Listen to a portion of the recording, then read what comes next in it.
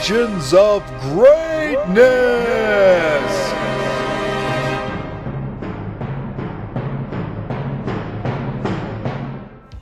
Hi everybody, how's it going? Hey, thank you very much for tuning in. You're in for a special treat. It's great that you came in to check me out. I got a brand new segment. We're trying it out today. It's called Legends of Greatness. This is where I'm going to discuss personal heroes of mine, whether they be in the realm of film, TV, video games, comic books, male gymnastics, dogs and cats living together peacefully. Thanks for tuning in. Today we're going to be talking about a big inspiration of mine, Michael Turner. I was a huge fan of his work. He was a big deal in the comic book industry in the late 90s and early 2000s. So please come with me as we talk about all things Michael Turner. Michael Turner was born on April 21st, so close to 4/20, 1971. It was there he attended the University of Tennessee to follow in his stepfather's footsteps to become a doctor. Just shy of his last 2 semesters, though, he took a break and a vacation and headed out west to Aspen, Colorado, where he got involved in all things Aspen, Colorado-y, whether it be skiing or climbing mountains or learning Taekwondo. That's correct, he did learn Taekwondo. Unfortunately, he did have a skiing accident, which put him in the hospital, the first of many hospitalizations. He had to head back home to Crossville, Tennessee, but he did become a brand new man. He quit his career as a doctor, finding a new love, and that love was art. Traveling out west with his brother, they went to California, and it was there that they found a new appreciation for the form of comic books.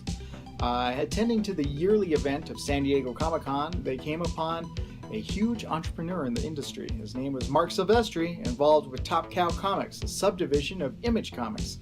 Seeing the young, talented artist, he took a gamble and put him on as a background artist for the comic book Cyberforce in 1995. It was there that they put him on a brand new team. That team being involved with Witchblade, a huge phenomenal hit in the comic book industry in the late 90s. It was a story about a young, pretty, talented, strong, determined woman named Sarah Pizzini, a New York cop who has a mysterious artifact that wraps around her arm and giving her the ability to form liquid organic armor all throughout her body. She was scantily clad and able to stop all things monsters and gangs and violent street terrors throughout the night, whether it be goblins and ghouls or your crime boss of some sort. It was a huge hit and even spawned a TNT television series, but let's never speak of that show ever again. After 2 years working on Witchblade, it was decided he'd take a vacation. While scuba diving with his brother, inspiration hit. A new storyline that would be one part Atlantis, one part X-Files, and have a whole lot of scantily clad bikini women. It was called Fathom, a story about a young woman with amnesia who turns out she's part of an underwater race of alien beings that are trying to stop humanity from take over the seas. It was a huge hit. In 1998 it debuted, and all things were going great until March of 2000. Everything was going very well for Michael. It was a good life until March of 2000. Unfortunately, he suffered an accident. He had to be hospitalized at Ronald Reagan Medical Center, and it was there that he discovered he had bone cancer. It was in his right side of his pelvis, and 40% of it had to be removed. After 9 months of chemotherapy, he was released from the hospital with a brand new passion project on his mind. He wanted to start his own comic book company, known as Aspen Comics, MLT. Michael Lane Turner, his initials. He took with him Fathom, something that Top Cow did not want to part with. There was a court battle, a lawsuit, and after 1 year, it was settled out of court. Fathom was once again returned to the hands of Michael Turner. The creator and founder of his own comic book finally got to put Fathom out the way he wanted it to be put out, along with other new properties known as Soulfire, which was known as Dragonfly at the time, and Echo. Everything was going very well for Michael. He also did work on other companies such as Marvel's Civil War and Wolverine Origins, and also DC Comics, in which he helped redesign Supergirl to make her look smarter, and also Justice League of America, Batman, and Superman. Unfortunately, as many of us already know, cancer is a son of a bitch, and it came back into his life.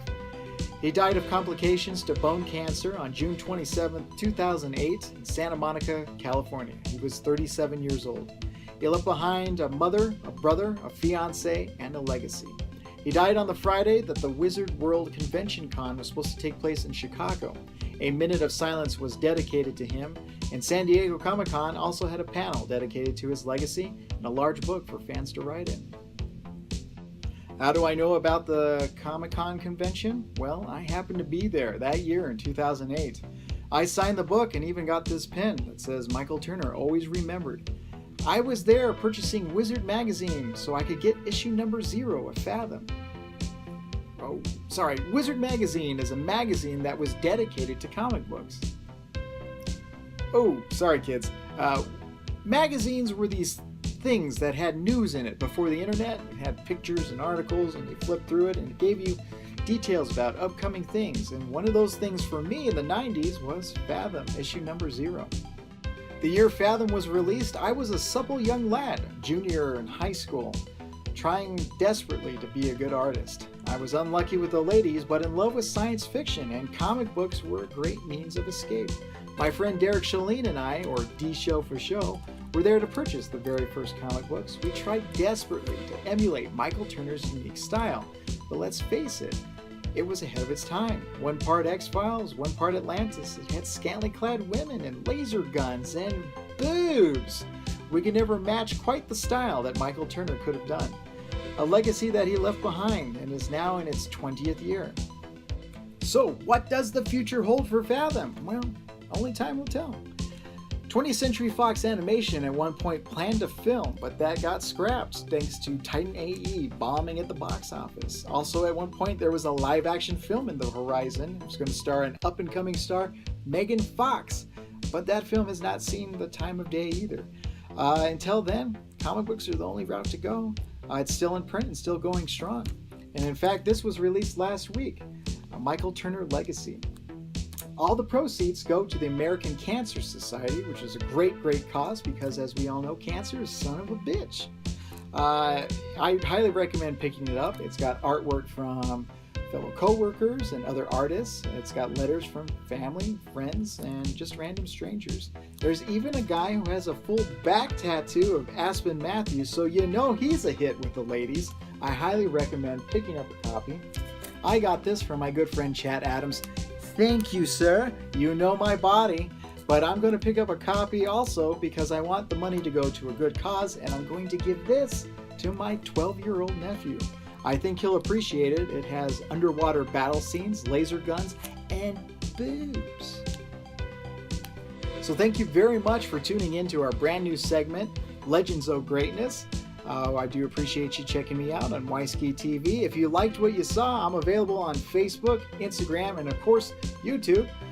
Just please like and subscribe. You can share me around as if I were Brandon's mom's nacho cheese dip at Brandon's Jurassic Park themed birthday party. Thank you very much for watching. We'll see you on next week, and take care. Goodbye, everybody. Mwah!